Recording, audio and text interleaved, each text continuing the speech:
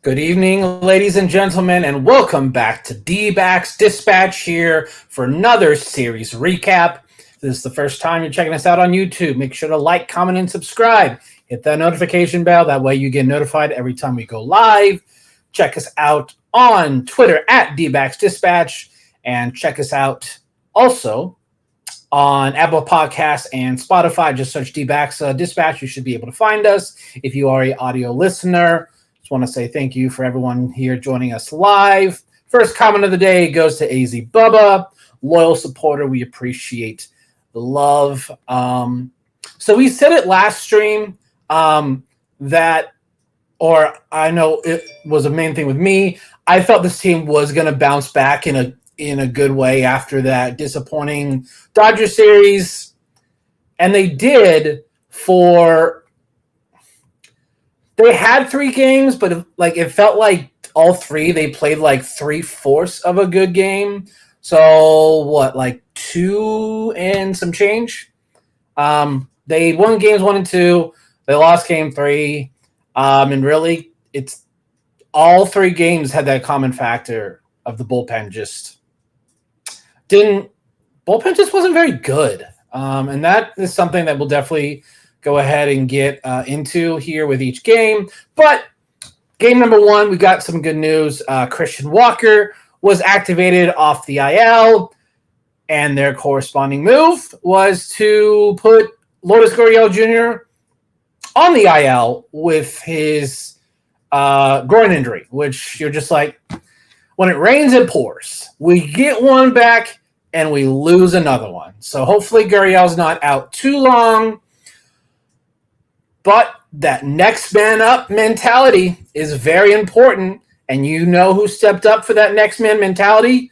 Randall freaking Grichuk had a day for game number 1 on Tuesday. Hits a deep fly ball to right center. And at San Francisco, that is very far. Like right center there is probably the second farthest away. Well, definitely second farthest in the National League West, behind Denver. Like, I swear it's like 5 acres, that outfield in Denver. So he did that. And then later in the game, he's like, you know what? I'm not done. I'm going to go ahead and do it again. Now, this one, he didn't have to go as far, but he got a pretty high launch angle on this. So he goes to left. 2 home run game. Very, very good. We're going to sound like a broken record, but this platoon DH is a freaking godsend. Mike Hazen hit this, pun intended, out of the ballpark.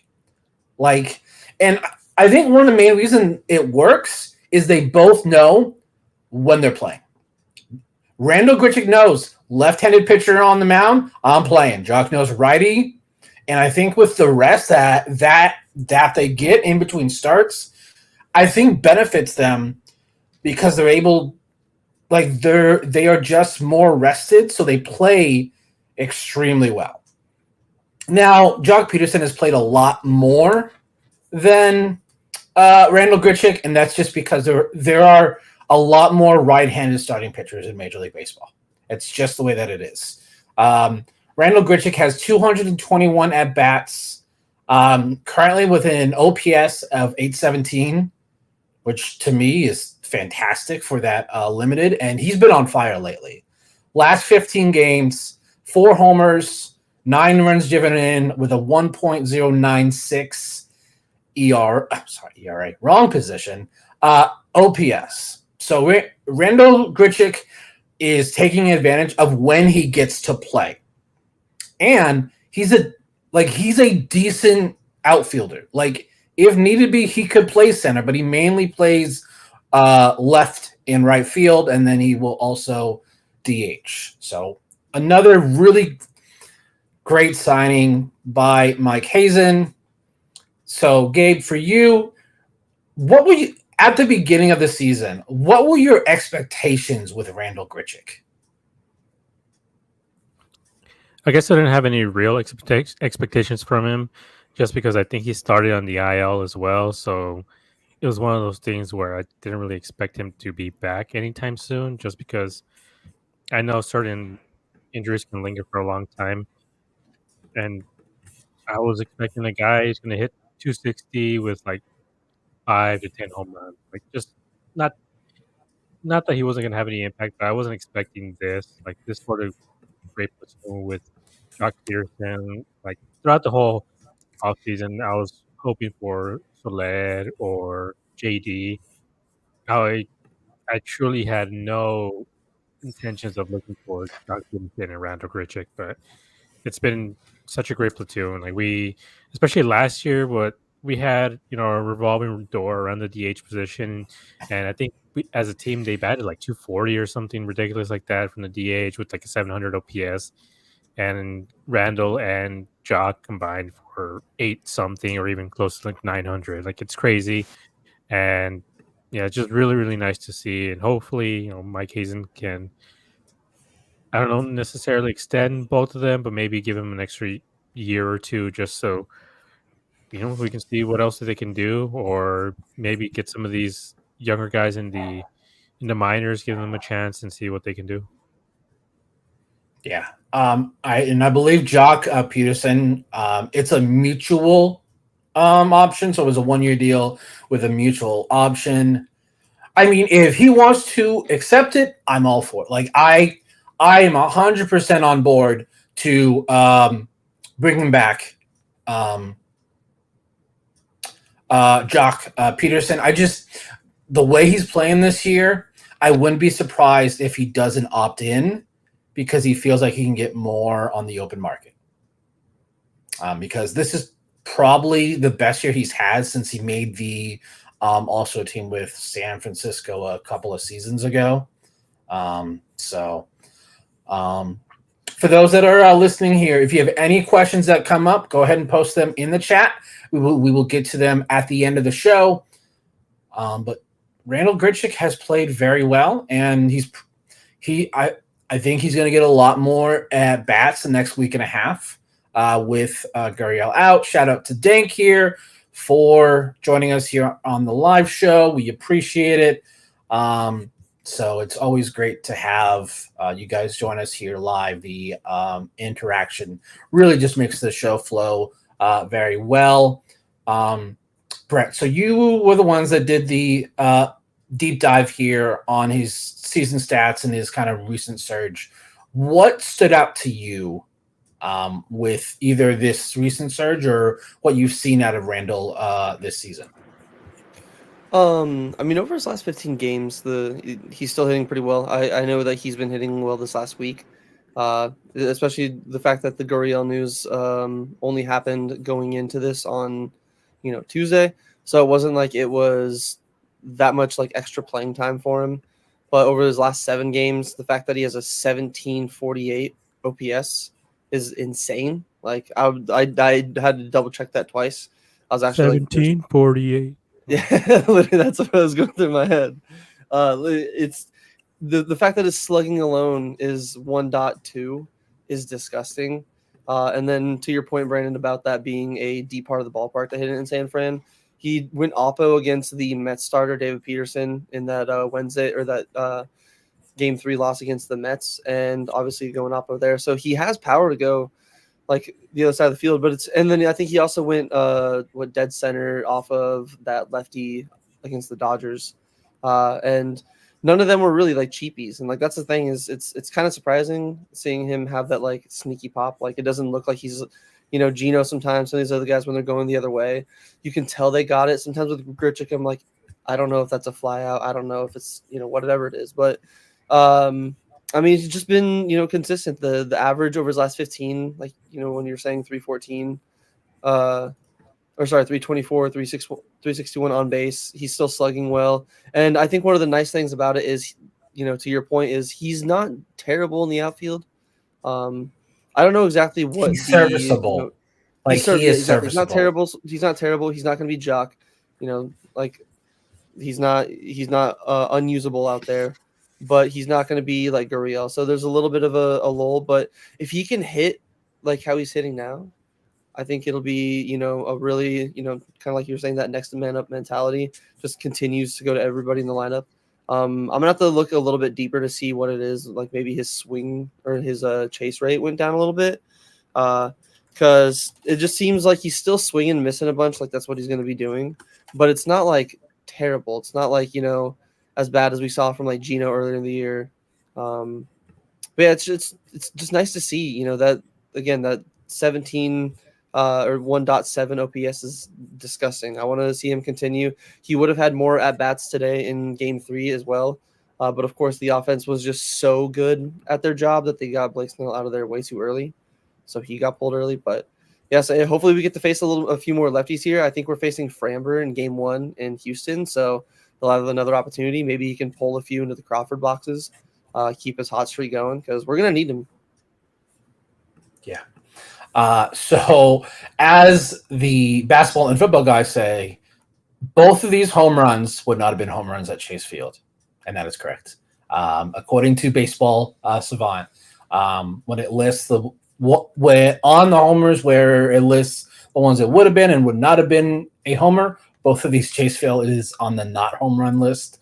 The one to right center makes sense because how high you have to hit it there just to the left of the pool to have it be a home run is difficult. The one in left field, I thought that might be a homer. Like it went 368. So the only thing I can think of is that portion of left center might be just a little bit farther. Like that feels like that should have been like at least a warning track home run. Isn't Chase Field in it 378 to left field? I think it's right at 378. Well, I mean, this one's more like left center. So yeah, I think left center, like in the middle of the bleachers there, I think is probably 378. Someone had died like right at the track. So, but hey, we weren't playing at Chase Field. We were playing at is it T-Mobile Park? Like I don't know what the name is for the Giants anymore. Okay. These sponsors for the team, like unless it's your team, like I don't really know. So I was like, is it T-Mobile still? But from Brett, it is Oracle. Ryan Nelson started this game. Fantastic job by Ryan Nelson. Ryan Nelson had himself a fantastic day. 6 2/3, 4 hits, 2 runs, 2 walks, 9 strikeouts, 10 whiffs. He has been on an absolute tear lately. He now has 10 wins. His ERA is just over 4, which if you would have asked me in May that Ryan Nelson has a 4 ERA, I'd be like, for somebody else, right? Like it's not for the Arizona Diamondbacks, right? But no, like the way he's been pitching since May 17th. May 17th was the highest it was at 7.06. So in 4 months, it's gone down by 3 whole runs. Like he's been dominant. And I think we saw the play of the year for Ryan Nelson in this game. His very last batter that he faced, a little dribbler, and he makes a fantastic play. Like this play by Ryan Nelson, he had just gone over 100 pitches with this and makes a huge play. And at this point in the game, I believe it was 4-2. So it was huge, a huge out there to get for Ryan Nelson. I mean, Christian made a fantastic play on the back end as well. I mean, there's no debate about this. Right now, I might put Ryan Nelson in the first game of the playoffs. If the playoffs started today, game 1 of the playoffs for me, Ryan Nelson starts. He has earned it. Like, to me, he has earned it. But like his numbers of late have just like, I know we talk about it a lot, but when the guy's pitching well every start, like he deserves his flowers. He deserves to be talked deserves to be talked about because before freaking June, like he was like I wasn't sure if he was a major league pitcher. I will eat crow on this. Like I didn't think he was worthy. Like at that point, I was like, yeah, he's probably going to go to the bullpen because he's a really good fastball. But he has earned his spot to be in this starting rotation. So, Gabe, do you really think that his resurgence is as simple as a mechanics change, as we have discussed on this show? I think so, just because, I mean, we're going to get to it later about the Jekyll and Hyde comparison. You call him Jekyll and Hyde for the longest time, and it was pretty apt because his starts would be, it would be one start, it would be 7 innings, no runs, 10 strikeouts. And then the next start, it would be 4 innings, 6 runs, and 2 strikeouts, and like 3 walks. It would just be completely different. And it just seemed like he couldn't get a hold of something. Like there was something holding him back. But that's why we mentioned maybe moving him to the bullpen, because as we're seeing on this clip, he can reach 98. So we were like, all right, so maybe we can put him in the bullpen, have him throw that fastball 99, 100. And I think at that time, we hadn't really seen the resurgence or the come up of Justin Martinez. So we were thinking, like, could he have that sort of closer 8th inning guy mentality? Like with how hard he throws, he could be that. And then, yeah, just since that Dodgers start, he had, I think, one bad game after that. I think it was Minnesota. And after that, he's just been spectacular. Like there's no other words to describe him. Just, I know we've been talking about him a lot, and I think even Brad in the group chat was mentioning, like, do we want to talk about Ryan again? Because it seems like we talk about him every time. It's like you said, he deserves his flowers. He's been incredible. He's been probably our most consistent starter because every time he goes out there, he's going 7 innings almost. And it just saves the bullpen, especially compared to the way it started with the Dodgers. And I felt like we really, truly needed him to face off against the Dodgers. And unfortunately, he wasn't available for that series. But he's been an anchor for this team for, what is it, the last 20 games or so that we have in a doc. And like some of the comments are saying, for the way the playoff rotation would start, I have been thinking about it too. Like I probably would start him, and just obviously with the wherewithal that everybody else would be, well, for the most part, available. Like Zach Gallen would be available, Brandon Pfaadt, whatever. Just all hands on deck, especially because this would be a wild card series.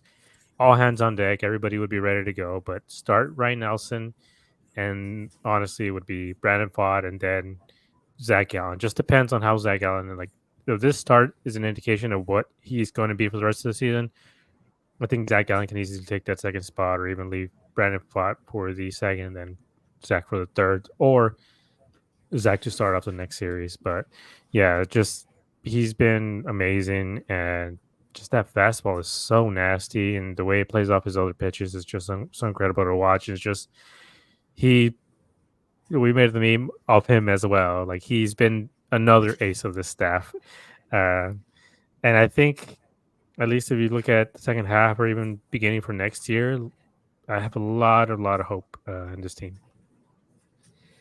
Yeah, like we have talked about, like this team really has never really developed young starting pitchers. We have 2 now with Ryan Nelson and Brandon Pfaadt. Like in the team's history, any good pitchers that we had were either free agency signings or trades. Randy Johnson, Kurt Schilling. Hold on, I will never tolerate Brandon Sorry. Webb disrespect. I was gonna get there. I was gonna say, like Brandon Webb is like the one developed fantastic starting pitcher that this franchise has. One pitcher out of 97, 25 seasons? That's not a good percentage. Now we have 3. Patrick Corbin's in there. He was solid. Like, I mean, come on. His last 3 months were. I mean, yeah, like he's still at least up there. Like there's at least to your point, there's not many. Like you can name them all on probably one hand. if at max 2, and you'd probably be using only 1 or 2 fingers here. So you can disrespect Trevor Bauer like that. I will disrespect because that man disrespects. I processed the most baseballs at work most MLB baseballs at work that man's gonna even touch in the entire next 2-3 years. He's a bum. Yeah, sorry everyone. That was sorry for that little Trevor Bauer tangent. We all don't like him as a pitcher and as a person. So, but no, friggin' Nelly. Like, there's a reason why he's called Nasty Nelly, because that fastball's been really good. His command of the cutter is also something for me that I feel is another reason for it. Like, he has developed a second and third pitch that he's confident with. I think that was his biggest thing, is he was only confident in his 4-seam fastball, and major league hitters can hit a 97, 98 mile per hour fastball. So his success was really dependent on him developing those secondary pitches. Now, they're not like as good as his 4-seam, but they are good. It keeps players honest. It keeps these hitters honest, not being truly set back on that 4-seam fastball. So, Brett, is there anything else that you feel that he needs to work on, or does he just need to keep doing what he's doing? I think he just needs to don't change a thing. Like, whatever he's doing, keep going, because clearly, it's working for him. The 116 WHIP, 3.90 ERA since May 17th. It's not like like the fancy shiny 2-something, but especially what we've been getting this year out of the rotation. We talked about in our last episode with the Snake Pit and Gammadora tweets about just how bad the rotation for us has been throughout the season.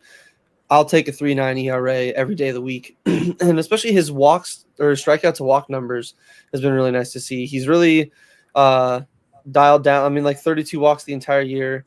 He has 26, since then. But that's crazy because May 17th isn't that big of a difference. He didn't have that many starts, before May 17th. So that's why his ERA being at 7.06, a little inflated, yes, but it's still crazy to see, this drastic of an improvement this much into the season. So I think whatever he's done is enough change to where I don't think he needs to change anything else. I don't think he needs to do anything. Just keep rolling with what he's doing. I think, to your point, the cutter has been a big key. We talked about it earlier in the year about him not having any swing and miss, where in the start here he had 10 whiffs, which I don't think that's a career high. I think he's had another game where he got plenty more than that, which it's crazy to say about him because, again, we knew, again, you said, Brandon, I'll eat crow on it. He didn't have the stuff at the beginning of the year that really impressed us. It really showed us that he would, be this kind of guy. And he's done that. Whatever the change is, whether it's shortening the stride, whether it's, a different grip on the pitch, whether it's a different arm angle, there's so many little tweaks in pitching you can make to where you never know exactly what it is. And especially that mixed with just, the mental aspect of the confidence of him knowing, I can throw my fastball. If I can get it on the edges, I can have my off-speed pitch working off of it. I can get more swing and miss. I don't have to worry about always blowing it by. But then if, I'm still feeling spicy with it, he still sticks with it. He throws the fastball more than, what, I honestly, I'm pretty sure he stole Zach Gallen's control. I think he did the Monstars baseball thing and just was like, yo, Zach, here, take this. It didn't take all Zach's power. It just took a little bit. It just took his control, because when he has that control, it's disgusting. And I think that with everything else is a big thing. So just don't change a thing. Keep doing exactly what he's doing, and it'll be a big, big key to us locking down the rest of this wild card race. So great transition there with Zach Gallen. So moving on to game number 2, started by Zach Gallen. So earlier in the year, we said Ryan Nelson was like Jekyll and Hyde. He was really good on the road, and at home at Chase Field, he was not very good. I think we theorized, could it be something with the batter's eye there at Chase Field where guys were able to pick up the ball more well?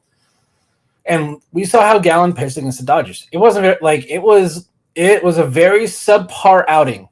This one, he looks like a Cy Young in this one. Outside the second inning. Second inning wasn't that great, where he gets the first 2 outs with ease and then 3 straight walks. But he ends up going 6 innings, no hits, but he has 4 walks, but 8 strikeouts, or 100 pitches, 63 for strikes.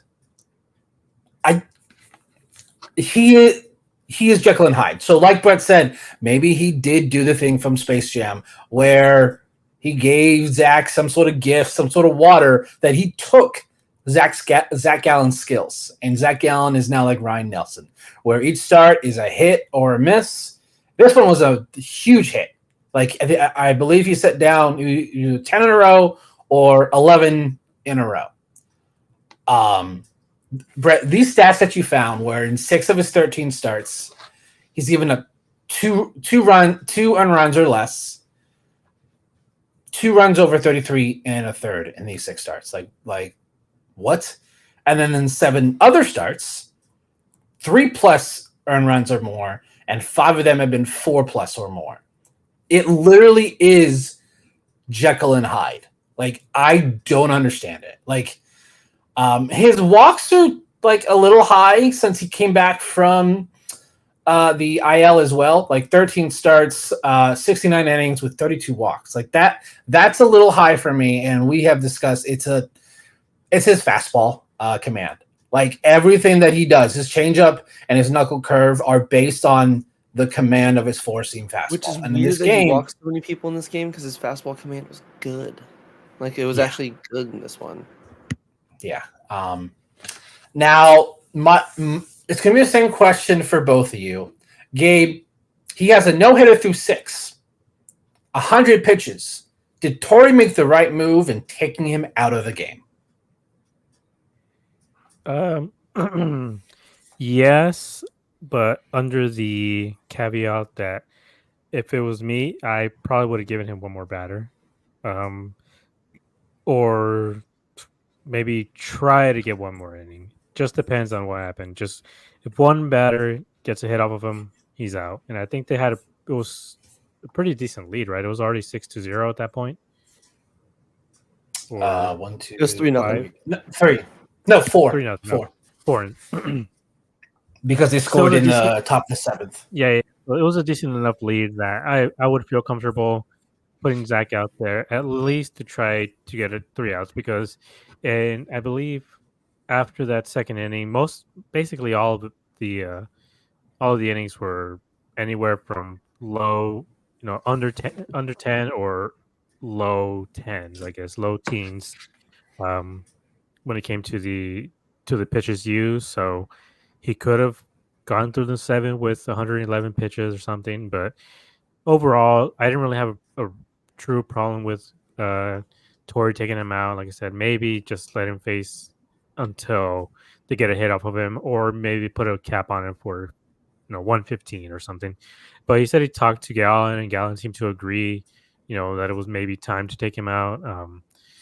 I will say, I'll bring this up later. I think maybe when we're talking about the bullpen, but it does get super cold in San Francisco. So the longer you sit, especially as the game goes on, your muscles get super cold. So he might have been a little too cold to come into the 7th or something. But overall, like I said, I don't have a real problem with it. And like Torrey said, he wasn't going to make him throw 145 pitches just to get a no-hitter. But with the way the bullpen was, maybe he should have thrown him out there for 145 pitches. Yeah, I think the big thing that a lot of people were complaining about is because not even, probably 5-6 pitches later, Ginkel ends up giving up the first hit and then a 2-run moonshot to Lamonte Wade Jr. And I'm like, y'all, that's hindsight. Like, we are in the middle of a playoff race right now. Like, I know everyone thought, the division is completely out of reach after that losing 3 or 4 to the Dodgers, but it's not. We're still we're 5 games back right now. Like, there have been plenty of examples in history where teams have come back from at least 5 games in a single month. Cardinals did it 1 year, being 9 games up at the start of September. So it is entirely possible, but I have to disagree with Gabe. Like, he's at 100 pitches, even if they're like one more. Like, I don't understand the point of one more batter because he wasn't gonna finish the game. There was no way at 100 pitches through 7, unless he was able to do the next 9 guys on like 25 pitches, maybe, and that's still pushing it for me. Like, I don't like pushing a guy just because he's throwing a perfect game or a no hitter, especially in the month of September. Like, if they weren't in a playoff race, like if the playoffs were like out of reach, or like they were like the Cubs are, with like 4.5 back of the final wild card, I probably would have been okay with it because the chances were slim. But you have a shot at the division, and I think at that point we were in second place for the top wild card. So my main argument is just that it's until he gives up a hit. Like I said, we're up by 4. He was right at 100 pitches, so he could probably get it's because it was also the bottom half of the lineup who weren't very good. Everyone in that bottom half of the lineup was batting like under 250. So I would trust Gallen to at least get those 3 guys on around 10 pitches, and then that's when you pull him. Or if he gives up a hit, just give him a little pat on the butt, bring in Ginkel. But again, I guess Torrey Wood just wanted a clean 6 innings, 100 pitches. Like I said, I don't think he did anything wrong, but I might have just thrown him out there until they got a hit off of him. But in that inning, after that, no. It's really frustrating to see. Like, Torrey made, for this game in particular, Torrey made majority of the good manager decisions, but people were still hounding him on Twitter for taking out Zach Gallen when he had a no-hitter going. But I'm like, y'all, he was at 100 pitches. Most managers, I'd probably say 8 out of 10 would have done what Torrey did, and then there'd be the 2 that would do what Gabe said. Let him go out there, see what he can do. Like, if he can make it through the 7th on maybe like 10 or 15 pitches, keep letting him go. But if he gives up a hit, let him go. So, Brett, like, where do you fall on it? Like, do you feel like they should just keep going until they give up a hit, regardless of how many pitches? Or do you think it's best that a manager saves a player from himself? I'm definitely on the side of I think it was the right call. If this was, like Brandon said, us out of the playoff race, and even if we were in maybe like the early parts of the season, like May, something like that, I could see it. It's especially maybe in the early part of the season, you're try to stretch out guys a little bit more. So if the pitch count was a little lower too, especially like if he was in the 80s, I think it's 100%. But with the fact that we're in the final month of the season, like we need Gallen as much as possible. Like, there's only so many bullets. Like he's already messed up his hamstring and been hurt like 3 times randomly while pitching. So like you just don't want to take any chances. He gave you a good solid 6. And we've also talked about multiple times this year on like multiple shows about how crucial it is for a reliever to start an inning with a clean inning, to where that's where it's like, yeah, even if you bring him out there, I think there's a few options. Like he could be really efficient and he could, mow down the lineup, especially, to your point, Gabe, the bottom half of the Giants lineup it's not even like the Dodgers bottom half isn't great, but the Giants still isn't the Dodgers bottom half. But you could still have Gallen work, a little bit extra. He could, do what he did in the second inning, go a little bit too long into some of these at bats, lead into a solo shot or whatever it is to at least he, again, kind of ended him on a good note. And, like Brandon said earlier, the hindsight of, yeah, it sucks that Ginkel came in and gave up a hit, but Ginkel's been pretty solid. Literally, the Cubs on the same night just did a combined no-hitter to where, sometimes the bullpen can come in and lock it down. But again, I think the fact that we're still like if we were, sailing in a, first place spot in the division and we were good to go. It's like, maybe risk it. Maybe, like Gabe said, nothing. Sometimes it's fun to go for a no-hitter. It's cool to see him go out there because if he does get the seven no-hit innings. But I think just the fact that the pitch count was up there, we're not still guaranteed a spot. We still need him. His last starts haven't been the best. So, his last start wasn't the best. So use this as a, kind of, hey, man, cool, you're good. Remember what you did here. Do it again. Because I think he even said in his post-game interview that, like, just everything felt good. Like, even the inning he was walking some guys. I think the Giants just had good, play discipline. They're laying off some pitches. So I don't fully I think that it is probably the smart decision. I don't think that Gabe's necessarily wrong. Like, it's, let him go out there for maybe one batter. If he gives up a hit, cool, take him out. But, you never know what a reliever is going to do with a non-clean inning. Like, he could still give up a home run, but it could lead to extra base hits after extra base hits, and the game's tied before you even know it. So I don't hate the move at all.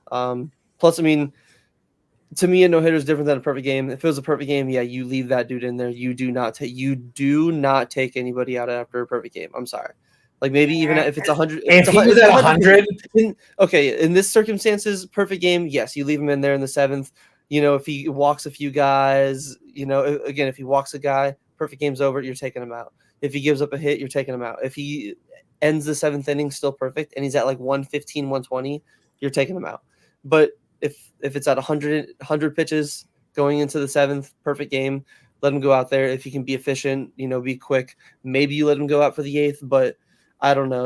I think the fact that it was a no-hitter, to me, it's not as big of a wow factor for me. So I'd rather keep Gallon healthy and make sure that we make to the playoffs and get this kind of Gallon when it comes to a wild card series, and not the Gallon that we saw against the Dodgers. There's no right answer in this scenario. In my opinion, I think either option is completely fine.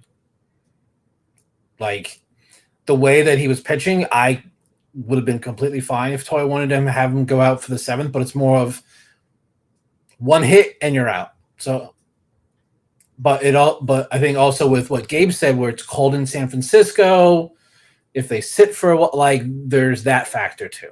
So, but luckily he pitched well. We still got the win. Not if the bullpen had anything to say about it in this one, for sure.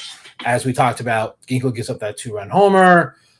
Ryan Thompson has not been good since August 1st. Like, the last 30 days, like, he was fantastic from the start of the season to July 31st. 44 innings, a sub-2 ERA, fantastic. Teams had a combined OPS of 602. Since then, his ERA is 8.76, and their OPS is literally 300 points higher.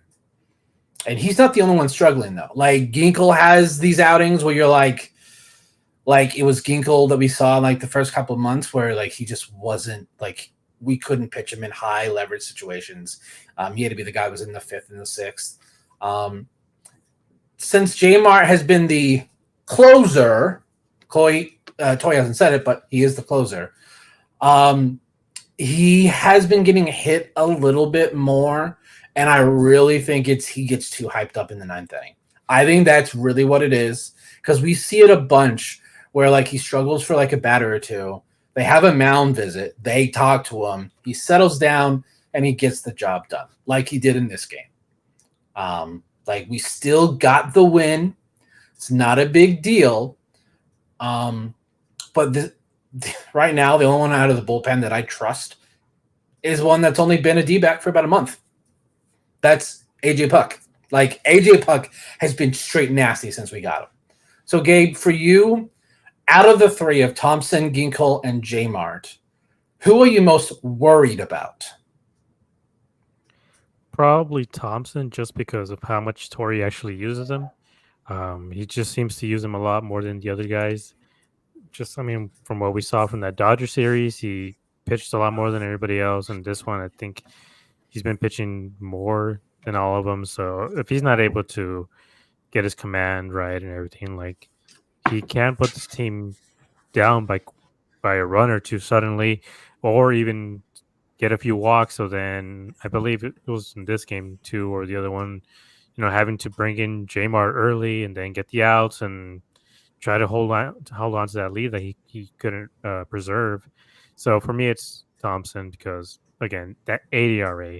I know these other guys haven't been super sharp, but in 8 ERA is ridiculous. Over how many is it? 2 months now? 3 months? Like That was 1 month only actually. like 14, since August 1st. And he's August only 1st, yeah. been used 14 games, so it's not really a full month. It's more of like, I'd say, like, I guess for a reliever, full month, but yeah, it's not necessarily a full month, but yeah, since August Yeah. 1st. And I think it's a small sample size just because it's a reliever, but it's not as small of a sample size as you would think. And especially because I know it's those 14 games, but he had trouble like early on, but he has been getting bailed out over and over again. Like if you go, the actual stat line doesn't show everything. Like his ERA doesn't show everything. Like, do you have the whip by any chance on there? I don't think Let he me. I got you. does. I can do it for you right now. So Um, since August 1st, yeah, his whip whip is 203. Yeah, so that would probably tell the two. story a lot more than an ERA would because you can't Yeah, have a lower ERA just because again, if he gets one out, leaves two men on, and somebody comes in, gets a double play, inning over, so he doesn't actually have an earned run, but he's still gets those whip or even the FIP or whatever it is. So that two whip is bad, especially for a reliever. That means he's letting on yeah, two and a half guys on every time he goes out there, and that's kind of tells you the whole story right there. It does seem that every time that he goes out to pitch, he has at least two men on, and with Jmart, he might have one guy on, and then suddenly he just pitches better once he's under pressure like that. Same with Ginkle. He just gets mad, he gets a guy on, and he just pounds the strike zone. He gets out of it. And Thompson, he just has lost control of that sinker and then that slider that he has. Like if either one is not working for him, he's kind of finished because he's throwing at 89, 91. Like he's not a hard throwing guy. Like he gets away with deception and movement. And if he's not able to pump it in at 95, 96, 97, then he can be just downright ineffective. yeah. So hopefully he gets it figured out. So the bullpen pitched 6 1/3 in this series. They gave up 10 runs. Like that's not good. Like that. Like the back end of our bullpen is the reason why we were so successful in the postseason last year. Again, there's still time to right the ship. Like there's still plenty of time for them to get right and be ready to go there for the postseason. Brett, are you on the same page? Is Ryan Thompson who you're most worried about, or do you think Ginkle and J Mart? I would say, Are at least I'm agreeing with Gabe. We talked a little bit about in the game day discussions part of our Discord. So again, if you guys are not in the Discord, in the links, come join the Discord. All the things are popping off and all that. But it's in the description of the video, yo. me and I don't know if they're the same name on YouTube, but their Discord name EDMCCC. We were like kind of going over some of the Ryan Thompson stats, and some of it's a little bit inflated a little bit since August. The one against the Giants doesn't help. I believe his ERA without like some of those like two of those blowout starts or blowout appearances is like a 6. His FIP is a 2.54 over that time, so he's getting kind of unlucky. He's regressed to the mean a little bit. To me, the thing that kind of stands out a little bit is just looking at his innings usage. Like Gabe said, he is getting used a lot, man. Like his career numbers. I'm going. So career innings used. So when he was in Tampa Bay, 26 and a third in his first year in 2020. He got to 34 innings in his second year in 2021. 22, he got to 42 and 2/3, so that was his career high. 30 and 2/3 last year between the Rays and the D-backs. He's already at 57 innings this year. That's a lot for Just a reliever. So if you take away the month of obviously slice out the numbers in the doc, so those 12 and a third innings off of this year, so that's down to basically what 40, 42. yeah, like 42, 43. No, 45, 44 and 2/3. Thank you. I'm very good at math. Can't you tell? Yeah, so 44 and 2/3. So before August, he was already basically 2 innings over his career limit. So I think it's just genuinely one of those where he's been used a lot. I'm still not worried about him to where, like, we were even talking about in the Discord, not a panic button. This is just more regressing to the mean. He was just on an insane. He's not Seawald panic button bad. Exactly. Yet. He's not Seawald he's panic not button. there yet. He's not throwing insane meatballs. Like even that pitch to Yastrzemski, it was a sinker that, yes, it was middle, but it was on the very edge of the zone. Like that's not a terrible pitch at all. It's kind of like when Merrill gave up a homer to Rafi Devers. It's sometimes hitters do their jobs well and they beat the pitcher on a pitcher's pitch. But I think the innings usage is a little bit worrisome of Thompson just because we still have a whole nother month to go and playoffs. He might get to easily like 65, close to 70, depending on how every like this month in playoffs shake down. Yeah. So AZ Bubba has a good point here. J-Mart worried in the postseason with those extremely high leverage situations. That means someone needs to talk to him when it comes out of the pen. Like Domo just needs to talk to him like as he's doing his warm-ups or as soon as he finishes. Just have Domo be there waiting for him. Like once he finishes the umpire check because he's coming in, Domo's just sitting there and he's like, "All right, look at me. It's you and me. Got the ball right here. You're gonna have." Because it has happened so many times with J-Mart. Like he's struggling. Domo does a mound visit, talks to him. Probably speaks to him in their native tongue because I believe J-Mart is also from the DR. So just talks to him. Oh, okay. Okay. So just kind of talk to him. He's like, "You got this. You got amazing stuff. Just calm." Like that. It's literally what it is calm down. Just take a deep breath. Like that has happened so many times. Like someone talks to him, calms down, gets the job done. So, yeah, like Thompson, like I'm not like Seawald, like, oh my gosh, we're in so much trouble, but I'm like, just it's his sinker to me. Don't hang that sinker because it's not fast. So when it's hung, it's gonna get destroyed. Same thing with his slider, that frisbee slider. God, sometimes he misses, and I'm like, I feel bad for the catcher because there's no way to catch it. What is the good old saying? You hang, I bang. That's what the hitters are looking for whenever Ryan Thompson is, any frisbee sliders, any sinkers up. So that's, when earlier in the season he was down, like everywhere, and like was jamming hitters in. Where now those sinkers aren't getting as far inside. They're not getting as far outside of the plate that they need to. They just don't have the same effectiveness. Yeah, I will say, like I was mentioning before about the weather, I went to San Francisco about 10 years ago, and there's a famous Mark Twain quote that says, like, I've never, how was it? I've never spent like a colder winter. I don't know. But point is, he was saying that like a summer in San Francisco is like the coldest winter he's ever experienced. And I can say that's definitely true. I went there in late May some years back, and I have never been so cold in my life. Like I've been in Ireland in October.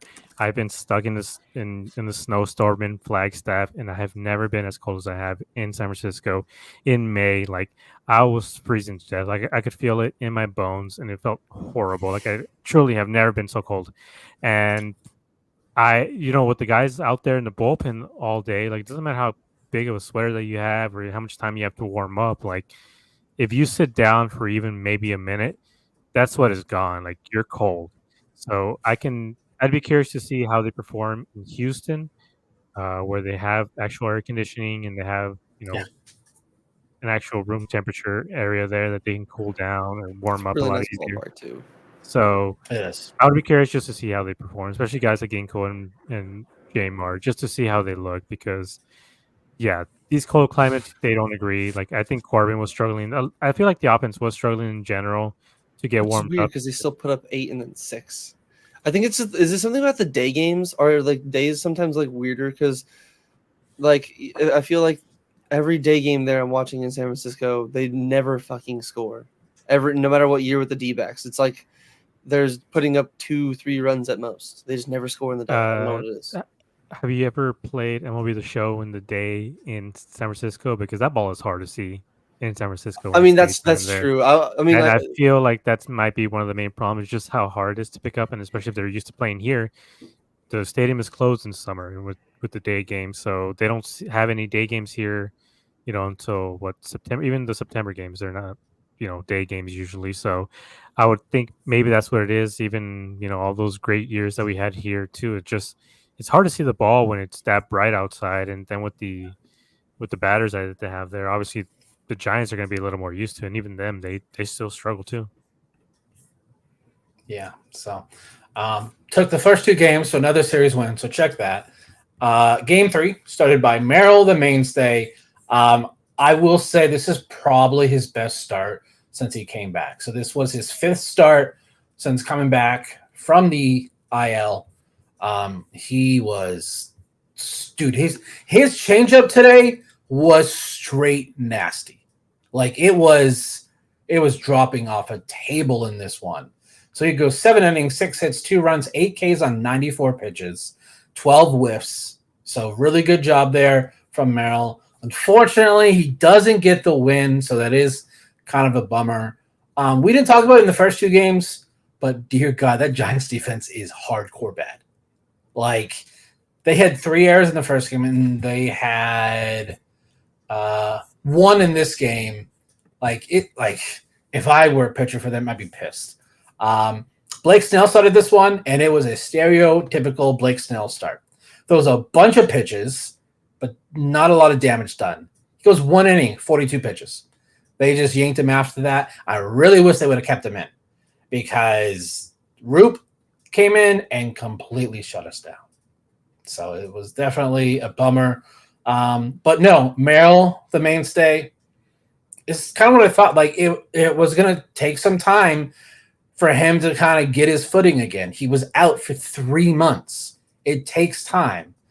So I was really pleased with this. He was like 7 innings, 94 pitches. You can't add, like that's like 13 pitches an inning. You really can't ask for anything more out of your starting pitcher. Like that is a very good quality start because it was 7 innings, 2 runs. So if we can get this Merrill for the last month, it's going to be huge. Gabe, what impressed you the most with Kelly today? I think it was just his control and his ability to put batters away, relatively quickly, because that seems to be one of the main struggles, especially like I said, during the Dodgers game, the series and stuff, and even against the Mets, is just they start to nibble and then they get burned for it. And there's really just like maybe 1 inning where Merrill did that. He starts to nibble around the zone a little bit, not attacking them like he normally should. And that's when they got the 2 runs off of him. And fortunately, it was a little bloop single. But again, even if he would have hit a triple, it's still the same result. They just got 2 runs in, just because you can't start off an inning, giving up 2 base runners, especially having them on second and third. But he was in command for mostly all of this game. He looked very good. That changeup was just disgusting, like just the drop that it has, especially with the way he combines it with the fastball, just incredible. Like I hope that this is who he is going forward, because like you said, he's gonna be needed for that, especially with the way this bullpen has been used. Getting 7 innings and 6 innings and the other 6 2/3 or whatever it was that we got from Nelson and Gallen, like coming down the stretch, being able to rely on your main starters to go 6 or 7 innings is going to be huge, especially if this offense can actually wake up. Unlike this game, they can wake up and score some runs early, so then they can be afforded the luxury of not using certain key guys in certain situations. So just great bounce back game for Merrill. Like I hope this is what he looks like. I believe during the Brewers series, I believe he would be pitching against. So that's all this whole series would have huge playoff implications. And Unfortunately, he wasn't able to actually win just because of the way the offense Rangers. was and the rain. I Okay, think he's slated to pitch Wednesday. yeah. So, But again, but no, like we've always asked for the pitchers just like give us a chance to win, and all three guys give us a chance to win. Fortunately, the offense going to help us much this game. But I will say, even though we scored a lot of runs in the other two games, they heavily relied on the bad defense from the Giants. Like there was a lot of ground ball double plays to end innings, and they just could not turn it. And then they took advantage of it. It's great on them to take advantage of it, but we can't rely on the other team just having awful, awful infield defense. yeah. So, I we need Merrill. Like like Nelson's pitched great, Fodder's pitched great, but this team will go as far as Gallen and Kelly because when they're healthy, I think they are like when they're going right, they are our aces. Like I know we joke about Fott and Nelson, but it's Gallen and Kelly when they are right. So, Brett, what were you pleased about with seeing Gallen today? Sorry, Kelly. I think it was the command and also just kind of limiting damage is because I know he did get screwed on the blue pit, but that right there, runner in scoring position was able to escape it with no issues. I believe it was, I don't remember exactly what inning it was, but a Conforto leadoff single, then a Chapman double followed it with runners in second and third, strikeout, and then got out of it immediately after that. So 3 straight outs. Just that's the kind of thing that we've seen from Merrill before, where he will get into trouble. Like he's not gonna like every now and then he'll have a game where he might not give up hits, but he'll walk guys, and then some where he might not walk guys, but he'll give up a few hits, kind of like today in San Fran. But sorry, he does seem to limit the damage when the opportunities are there, and that's what we kind of didn't see. Like in Boston, where the Merrill, when he's right, probably throws a different, maybe either throws a different pitch or is locating a little better to where maybe Rafi Devers rolls over into a double play. Maybe he strikes him out and gets the next guy to roll into a double play. I know it's obviously not how baseball works. Again, hitters sometimes just actually do their jobs. But I think that it's one of those where the ability to, kind of like keep the damage low is really, really clutch for Merrill. And then the velocity, I think he was touching like 94 today, which was kind of nice for me. Yeah. I think he's normally like a 92, 93. And I know that Velo isn't a 100%. Gallen was throwing 3-4 miles an hour harder, it seemed like, and he still wasn't better. But it's still nice to see, like, if he can have that velocity with that control, oh man, it can make some of his other pitches look even better. And I agree with you, Gabe. We're only gonna or with you, both of you guys, Ryan and Brandon are very good right now, and if they're doing what they're doing, that's a bonus. But this team at the beginning of the year, we were expecting Merrill and Zach to be the Merrill and Zach they are at their 1-2, and this series they really showed it. And Merrill, especially today, like the 7 innings when the bullpen was really depleted, like there's not really many people probably available back there, and it sucks the offense couldn't show up to do much with him. But yeah, dude, Merrill was a very nice sight for sore eyes from what we saw after he came off the IL. So huge there. So we're gonna go ahead and move on. We got 2 questions that we're gonna go over here. Give me a second. First one is from Corbin Barrels via Discord. If you want to join us on Discord, the link is in the description of the video. So his question: why is Torres still batting Gino in the 7th hole with people like Guillermo behind him and no one to protect him in the lineup? And as good as he's swung the bat lately, why not move him up for protection around him in the lineup? If I were in an opposing team, seeing easy, walk Gino and get to the next batter.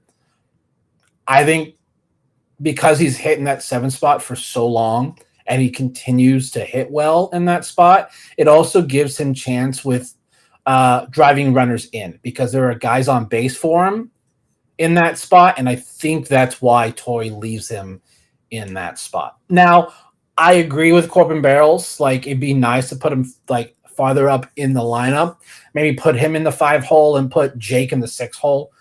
And then he'd have Walker or Bell in front of him. So there'd be more protection for him in the lineup. He'd get more pitches to hit. But he's been in that 7 spot pretty much through this entire hot streak he's been on since July 1st. So I think Torey's like, it's working.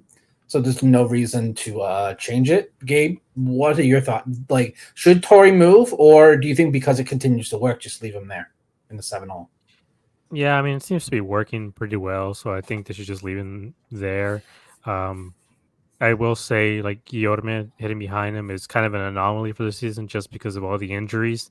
Once Cattell comes back, once Gabby comes back, that's not who's going to be, behind him. You're probably going to have a guy like, and Gurriel, he's out too. Like, this is a very stacked lineup, and I think once we get those 3 guys back, he is going to have more protection behind him, however he decides to match these guys up. Like, he can either Gabby behind him, Gurriel, Bell. Just there's a lot of guys that he can put back there. But he's with Corbin Barrel saying he would walk him. He doesn't really walk, so he does swing at a lot of pitches. So the only way to get him, you might want to pitch around him, but he can still make contact on pitches, a little bit outside the zone. So either you put up the 4 fingers and walk him, or he's still probably going to find a way to punish you anyways. So yeah, let's take a look. He has 488 at bats with 46 walks. So like, How many Ks? What are the strikeouts? 148. Hey, it's only at 148. He has not been that low since you guys remember 2018. 140. I'll take the 148 and like the 20 bombs versus Mark Reynolds hit 35, 40 bombs. But my God, man, like Gino's at least not swinging like him. But yeah, he's walking a lot lately. I don't think he was walking earlier in the season. So I think the last 2 months he's been walking. But yeah, literally last 2 months he is the 3 merchant: walk, strikeout, home run. It's just crazy to think he's approaching 250 batting average. I never thought that was. You would have asked me that in June, I'd be like, you're freaking crazy. Like, are you from the future? Because there's no way. Like, he was like hovering around that Mendoza 200 like that entire first 3 months. So congrats there to Gino. So Brett, are you kind of on the same page? Like, just kind of leave him there in the 7 hole because it's working? Yeah, I mean, it's definitely at least a great point to bring up where maybe they dropped him down there to let him like figure things out. But I think if the top of the lineup was having if Corbin wasn't doing Corbin things the last month and a half, and even like we talked about earlier, the next man up mentality, I think it would be a little bit of an easier call to move him up into 4, 5, 6 hole. But now that Walker's back, Bell's been really just there's so many guys in the lineup that have been swinging the bat decently well, that have been filling in to where I kind of agree. Just let him kind of sit there. If he's been so effective, it's kind of nice to see Torey not change what's not broken, because we've seen in the past sometimes he'll be a little too tinker happy with his lineups. I feel like this lineup is this year is one of the few where yes, he'll still change some things here and there, but I feel like we see more consistent ones. It's not like we're saying, oh, it's game 137. This is the 124th different lineup. Like, no, it's a little more consistency, and I think that might be a big key to why Gino's doing good. So let him sit there, let him cook. If one of the other guys in the top of the lineup start to kind of falter a little bit and come back down to earth, and Gino's still scorching, move him up a little bit, especially if you're still getting Corbin on base when Quintel gets back, if he's still getting on base. Jock, Walker, those guys, but it's I definitely agree. Just leave him where he is at the moment and just kind of keep letting him cook. You don't want to take a 5-star chef out of his kitchen while he's in the middle of crafting a fine meal. Yeah. So now that you brought up Corbin, I want to say his hit streak ended at 14 games, but his on-base streak for games he started continues. Like, it's at, I think, 42 or 43 now, which is mind-boggling 45, I to me. believe. I listened on the broadcast. I thought they said Wow. 45. 45 consecutive games started where he reaches base. Could be wrong, but Congrats. I'm 99% sure Steve Bartholomew said 45 games, and it's a franchise record still. When did it So, hit yeah. again? Today. Yeah. But did they change it from an error? Oh yeah, because he got a has 1 for single. 4 on MLB now. Yeah, he didn't. No, I think they gave. I him a thought that single was for the last bat. night. No. Oh, that hold was on. You're today, right. too. You're right. I think Look his at last last at bat. His last at bat was a single. I think it was like a little. No. 0 for 3 It today. says 0 for 3 with a walk. Oh, they might have. Yeah. No, so that was yesterday where he got I was a looking at the wrong box score. yeah. Yeah, because Corbin struck out in the 9th today. So, it's a bummer, but it's great. So one final question I'm going to go over here real quick. The basketball and football guy asks, what do you expect the playoff rotation to be, and what would you have the rotation be? So what I expect, Gallen, Kelly, Erod, and then depending on the series and depending on rests, they may go back with Gallen in Game 4. That's what I expect it to be. A lot can change between now and then, but if the playoffs started today, what I would do is Nelson, Fott, and probably Merrill is what the top 3 that I would do because of who's pitching well right now. But again, a lot can change between now and then. So, Gabe, what do you expect that playoff rotation to be, and what would you do if the playoffs started today? I think he basically did the exact same thing I would, except I would put in Zach instead of Merrill. It would be Nelson, Watt, and then Zach, and the rest I think would be the exact same. Brett? Personally, I think what I expect it to be, a little curveball here. I actually expect Torrey to do the right thing, ride the hot hand. You cannot, in a 3-game series, if Ryan Nelson is not used, we're gonna have a very and we lose the series. I'm sorry, if he's not used and we lose that wild card series, if we make it, we're gonna have a very not happy time on this show, and I'll say that now. So that's why I would expect they would go probably Zach Merrill. If one of those two is not doing good at the end of the month, maybe they change one of them out. But I think it would have to be like Zach Merrill and Ryan. Like I love or Fott, one of the two, but. I'm sorry, with how Ryan's doing, we just we talked about earlier in the show. Yeah. If he ends the season like that, we were saying it's a war crime for him to lose the starting rotation spot to Jordan Montgomery. It would be a war crime for him to not be used in a playoff game at that point. But what I would want them to do is pretty much the same as you guys. Definitely go either Ryan, Brandon, or Merrill, or actually. I would probably go Zach still, just because he at least has a little bit more. Merrill just has 1 good start since coming off the IL. Zach, Jekyll and Hyde, he has 6 good ones, 7 bad ones. If we get one of the good ones, I'll take him. But definitely go Ryan, Brandon, Zach, or Brandon, Ryan, Zach. Just whoever kind of finishes the season with the hottest hand. Just ride them in Game 1. Got to have the other one in Game 2, and then let all 3 of our aces go. Are you saying that Ryan, Brandon, and Zach are all the true aces of this squad? Yes, and I'm tired of not saying it, okay? So the reason I said Gallen, Kelly, Erod is playoff experience alone. I know Ryan has pitched tremendously, but pitching in October is completely different. And I've said it multiple times. The whole reason they signed Erod was for October. That was the main reason they got him. They needed that 3rd solid starting pitcher. So I think that's probably what's going to happen, but Torrey likes to surprise us. So whoever knows, I want to say thank you to everyone for joining D-Backs Dispatch here. We'll be seeing you on Sunday. It will be a little bit later because D-Backs are on Sunday Night Baseball. So if I were you, I'd probably mute the broadcast because ESPN's baseball crew is absolute trash. They will probably be very pro Houston Astros, which is very odd to say. But if you're checking us out on YouTube, make sure to like, comment, and subscribe. Hit that notification bell. That way you do get notified of every time we go live. Check us out on Twitter at D-Backs Dispatch, and check us out on Apple Podcasts and Spotify, D-Backs Dispatch.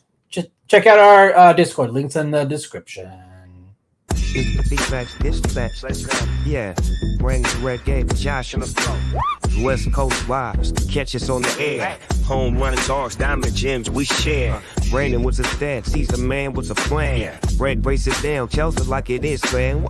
Gabs on fire, raise the heat every time. Josh on the mix, keep the beat so prime. Ain't got the insight, 7 weeks ahead. Tune in, D-backs dispatch, this is it. Now we rollin'. D-backs, dispatch, yeah. Trumpet Brandon, Brandon Gay, this is Big Catch. Josh on the mix, he make the beats. West Coast vibe, got the G fucking the band. The home Mac, the home Mac, the home Mac, home Mac. D-backs dispatch, we here to stay. Yeah, catch us every week, we bring the flavor to it. We got the home Mac, the home Mac, the home Mac, home Mac.